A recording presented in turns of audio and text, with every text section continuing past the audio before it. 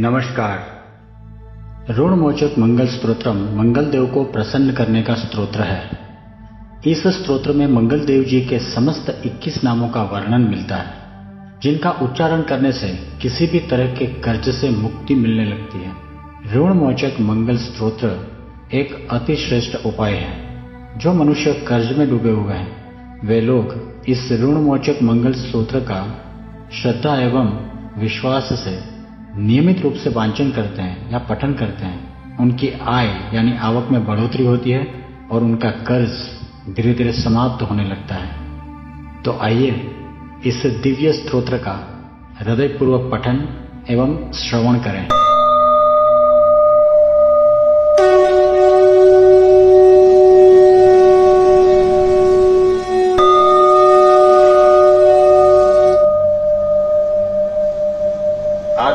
श्री ऋणमोचक मंगल स्तोत्रम्। मंगलो भूमिपुत्रश्च अरुणहर्ता धनप्रदः स्थिरासनो महाकाय सर्वकर्मा विरोधकः लोहितो लोहितांगश्च सामगानां कृपाकरः दरात्मजः कुजो भौमो भूतिदो भूमिनन्दनः अंगारको यमश्चैव सर्वरोगापहारकः वृष्टे कर्तापहर्ता च सर्वकामफलप्रदः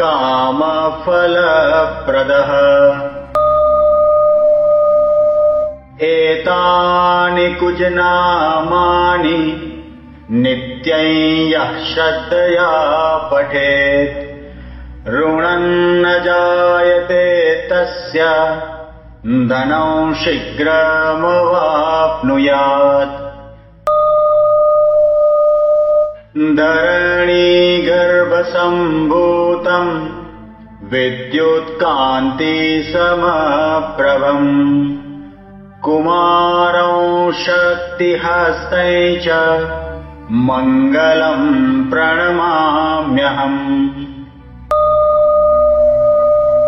स्तोत्रम् अंगारकस्येतत् पठनीयं सदा नृभिः न तेषां भौमजा पीडा स्वल्पापि भवति क्वचित्। अंगारक महाभाग भगवन् भक्तवत्सला त्वां नमामि ममाशेषां ऋणमाशु विनाशय। ऋणरोगादिदारिद्र्यं ये चान्ये यपमृत्यवः भयक्लेशमनस्तापा नश्यन्तु मम सर्वदा। अतिवक्त्रदुराराध्य भोगमुक्तजितात्मनः तुष्टो ददासि साम्राज्यं रुष्टो हरसि तत्क्षणात्। विरञ्चि शक्रविष्णूनां मनुष्याणां तु का कथा तेन त्वं सर्वसत्त्वेन ग्रहराजो महाबलः। पुत्रान् देहि धनं देहि त्वामस्मि शरणं गतः ऋणदारिद्र्यदुःखेन शत्रूणां च भयात् ततः। एर्भिर्द्वादशभिः श्लोके यस्तोति च दरासुतम् महती श्रियमाप्नोति यपरोदनदो युवा।